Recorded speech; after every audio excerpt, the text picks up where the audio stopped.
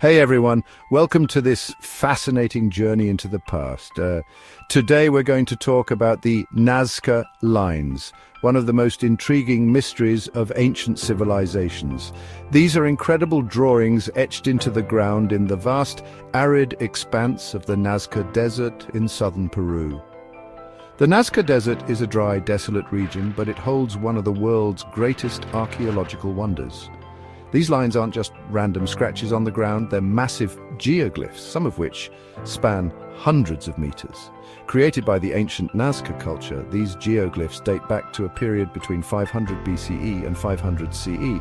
They depict a variety of figures, including animals, plants, and geometric shapes. Some of these lines stretch for kilometers, with the longest ones reaching up to 370 meters.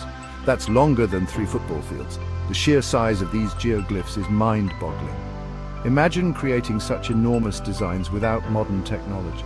The best way to truly appreciate their scale and complexity is from the sky. From up there, you can see the full extent of these magnificent creations. It's only from an aerial perspective that the true artistry and precision of the Nazca lines become apparent. Recognizing their historical and cultural significance, UNESCO designated the Nazca Lines as a World Heritage Site in 1994. This designation helps ensure that these ancient masterpieces are preserved and protected for future generations to marvel at and study.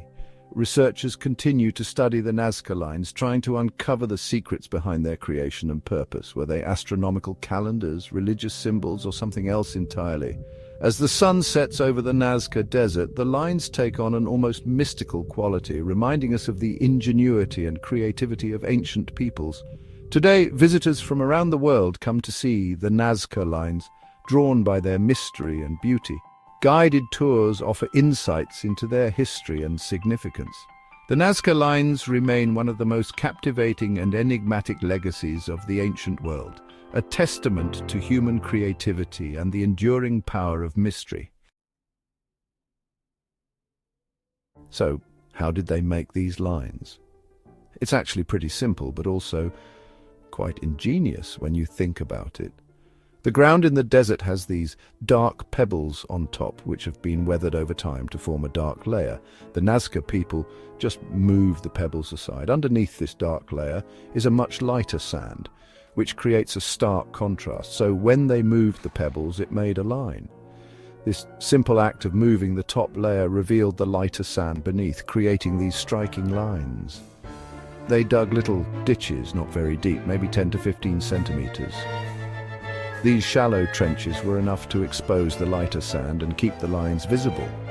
The lines were about 33 centimeters wide, which is roughly the width of a standard ruler. This width made the lines visible from a distance. What's really cool is they made each line all at once without stopping. This continuous motion helped maintain the consistency and straightness of the lines. People today have tried it the same way, and it works. Modern experiments have shown that this method is not only feasible, but also quite effective.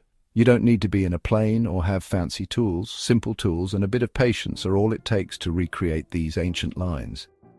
The Nazca people likely used basic tools such as sticks and stones to help guide their work. These tools were simple but effective in creating precise lines. The result is a breathtaking series of lines and shapes that have stood the test of time, visible even today in the vast Nazca Desert. We don't really know why they made the Nazca lines. It's a mystery. These massive geoglyphs etched into the desert floor have puzzled researchers for decades. Theories abound, but no one can say for sure what their true purpose was. But there are some ideas. Some people like Paul Kosuk and Maria Reiche think the lines are about the stars and planets. They suggest that the lines might have been used as a giant astronomical calendar, helping the Nazca people track celestial events. Maybe they line up with special days, like the solstices. The sun's position on these days could have been crucial for agricultural planning and religious ceremonies. Other people think the lines were for religious stuff. They might have been part of rituals to honor the gods or spirits that the Nazca people believed in. Johann Reinhard thinks they were for worshipping water. He believes the lines were part of ceremonies to invoke rain and ensure a good harvest. Water was super important in the desert. In such a dry environment, water was life, and any means to secure it would have been vital. Maybe people walked on the lines during ceremonies to ask for rain or good crops. These processions could have been a way to connect with the divine, seeking blessings for their community's survival and prosperity. The Nazca people were really good at farming. They built these cool canals to water their crops like the Cantalok aqueducts, but then they disappeared. We don't know exactly why. Maybe the weather changed and the desert got bigger. That would have made it hard to get water. Maybe they couldn't grow enough food anymore. Archaeologists are still trying to figure it out. They find clues in the artifacts left behind. The legacy of the Nazca lives on in the region today. And of course, the Nazca lines remain one of their most enduring mysteries. The story of the Nazca is still being written. The Nazca lines are super cool and fascinating. They show how smart and creative the Nazca people were, leaving behind these incredible designs. But there's still a mystery that continues to baffle researchers and enthusiasts alike. Were they a calendar, religious paths, or something else entirely?